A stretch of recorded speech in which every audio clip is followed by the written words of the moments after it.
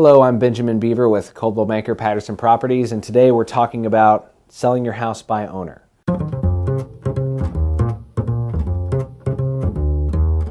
I'm a real estate agent, obviously, so I'll just be the first to admit, you can sell your house by owner. It can be done.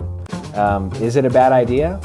Not necessarily. I think it just depends on how much time you have, if you're not in a hurry to sell your house, if this sounds like something that would be fun for you to take on as a project, if you don't mind taking the calls and you're up for the challenge, then it's not necessarily a bad idea.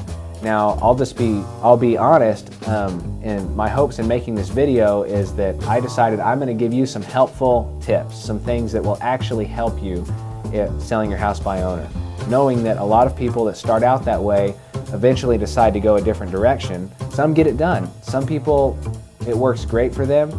And either way, I want to help because, ultimately, if you do decide to go a different direction, you may think to hire me, or you may be so happy with the tips that I gave you, they may work. You may sell your house in a week, and when one of your friends is looking for a real estate agent, you'll say, hey, I know the guy you need to call. So that's my angle, and I'm really going to try to give you some tips here that are going to be helpful.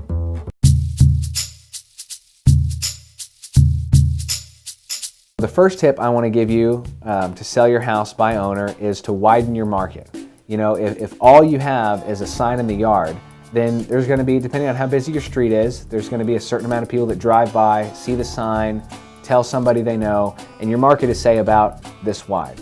So you've got that many, potential buyers that have at least seen your house, that know that it's there. Internet is incredibly important these days. So many buyers are online months before they ever contact a real estate agent even. So getting your house online in every way possible is only going to help you. There's a couple economical ways to do that. Craigslist is one that's totally free. Craigslist.com is gaining some momentum in San Angelo. More and more people are looking at it. I would recommend putting your house on Craigslist. You have to update it every 5 days or so, or else it will go down too far on the list and people won't see it. ForSaleByOwner.com. You can upload houses to there. So some buyers that are aware of that are searching on there. So both of those things will just kind of widen your market and give your house a broader appeal. It's the same reason we recommend painting neutral colors. It just has the broadest possible appeal when you're only looking for that one buyer, but the wider you can go, the more likely you are to get it for the price you want and in the time frame you want. I don't know that I would recommend the newspaper. It can get really expensive in a hurry. The thrifty nickel is a little thriftier, and there are, a certain amount of people that are looking at those things. I mean, it's just a question of, is it or is it not worth it for what you're going to spend doing things like that. I wouldn't underestimate the power of social media. I use Facebook as a real estate agent to post videos and pictures of all my listings on social media sites, and I found that also can be very effective. So just anything you can think of like that, the two big ones, ForSaleByOwner.com, Craigslist.com, those will really help you to widen your market and get a lot more traction instead of people just driving by your house.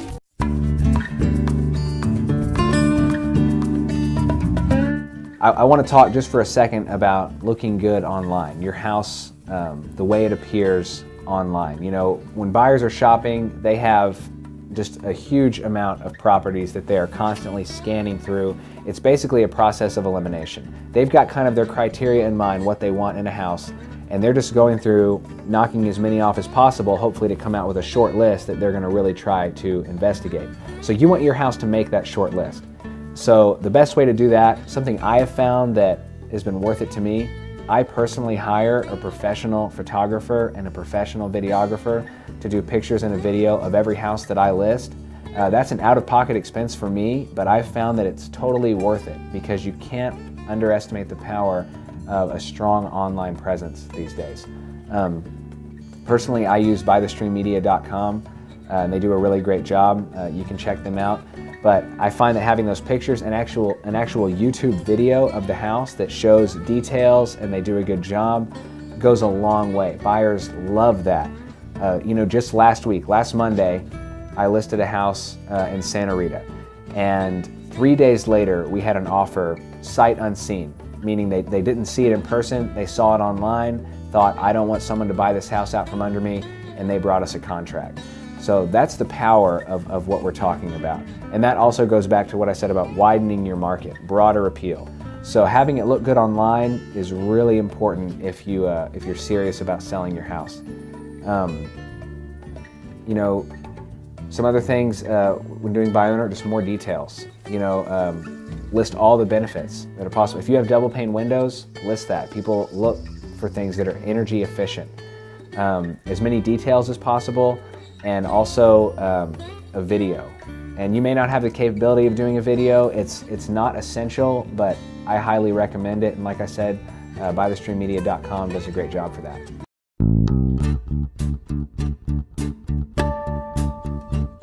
Okay, let's talk about curb appeal. We already talked about, you know, having your house look really good online, high quality pictures. So the thing that will work with those high quality pictures is curb appeal. Now, because the first picture, and usually the largest picture of your house, is going to be the one of the outside, and there's going to be one picture, and then from there they'll have the option to click on it and look at more. So you want to really draw them in. You don't want them to just pass by.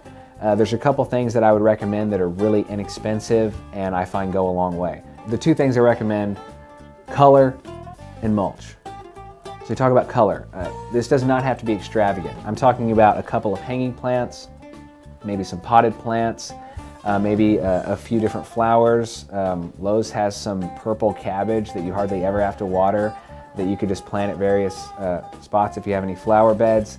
You know, go with your own personal tastes, but just find ways to incorporate color, and you'd be surprised at the difference that makes. The other thing is mulch.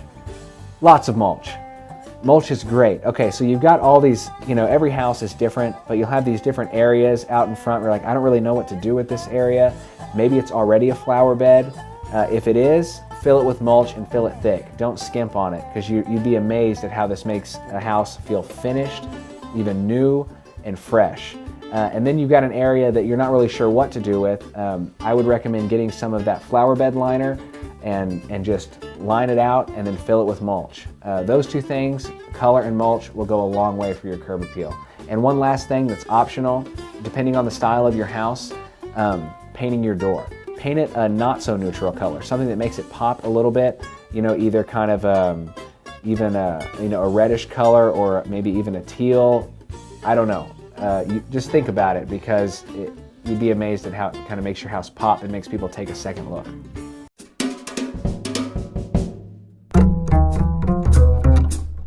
Next, let's talk about the inside of the house.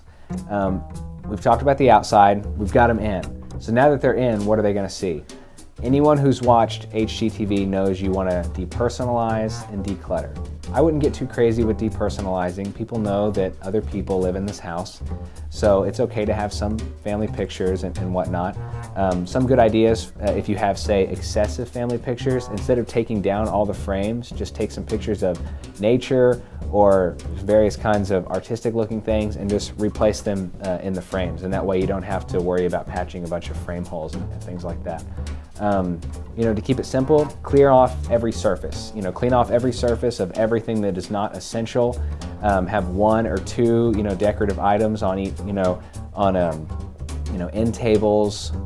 If you have a dining room table and some nice, you know, china, or you know, I don't even know if do people still use china? You know, what do you call the nice glasses? You know, whatever those are, whatever your nice stuff is, have that out on the dining room table. Inviting. You know, you want to have things like a Scentsy candle or Glade plugins, whatever you've got there.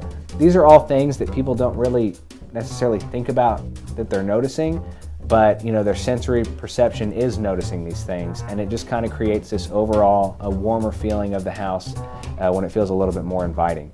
And they want to be able to picture themselves in there, so that's why you do want to depersonalize, you know, within reason, and declutter if you've got you know, just stuff lining the walls. You don't want to completely clear it out to where it's like, well, what is this space used for?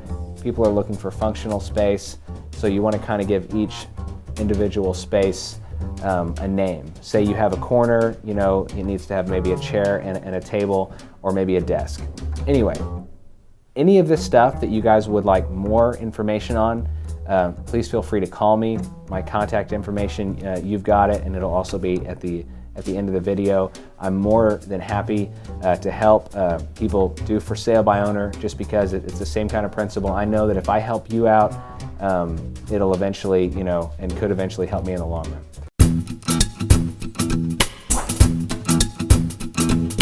And lastly, I just want to end talking just a little bit about what we do at Coldwell Banker. I think any professional who's worth hiring is going to add value to the transaction and end up being worth it. And I believe for us, we really raise the bar, and you end up a lot better off with us than without us. So having said everything previously about widening your market, obviously if you hire an agent, your market goes from, you start out for sale by owner, you use some of the tools we talked about, but obviously going with Coldwell Banker, we hit it with everything we've got. We dominate the internet. For people that are still reading the newspaper, we're there. For people watching Cable Mart, Channel 9, we're there. We're everywhere online. And all the online sites that people look at to shop homes are populated by one site called Navica. So when we import a house there with our professional pictures and a professional video, it populates to all the other sites. And after that, we can add it to things like Craigslist and kind of cover up those loose ends. Also, I use things like social media that I've found hugely effective. I like to think we hit it like a sledgehammer and really get things out there. Besides that, you've got the professional services of an agent, a skilled negotiator working on your behalf to get you what you want. And you essentially sit back and relax, and we do the whole process from organizing the showings, doing open houses. This is my full-time job. For me, my wife stays home. I've got 3 kids, so I'm invested in this, and I take it seriously. And one thing that people don't always think about is that here in San Angelo, we have a lot of people coming in through relocation. These are large relocation companies who are working with Coldwell Banker that are bringing in people for Goodfellow Air Force Base, various professional trades, a lot with the oil field lately. And these people are coming in, they're not looking at any for sale by owner websites. They are coming in through our office and being assigned to agents. Every week, every Tuesday at 8:30, we have a weekly office meeting. At Coldwell Banker, we're the largest office in town, so we have the most agents in town, and we represent the most buyers in town. A lot of these buyers that are coming in through relocation have certain things that they're looking for, along with all the other buyers. So every week we get together and the agents talk about what we have coming up, new listings that are going to be coming up, buyer needs, and we try to work things out right there in the office meeting. And a lot of deals happen before the house even hits the market. So you've got not only everything looking good online for you, but you've got the largest office in town, literally networking with each other, trying to get your house sold. So I could go on for a while, but I think I've hit the highlights. You can sell your house by owner, widen your market as much as you can. It can be done.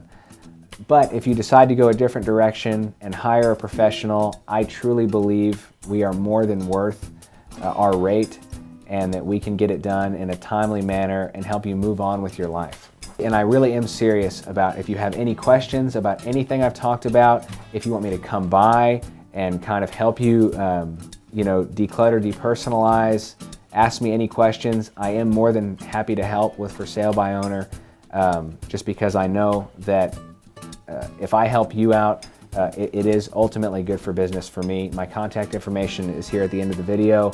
Call me, email me if you have any questions. I look forward to hearing from you.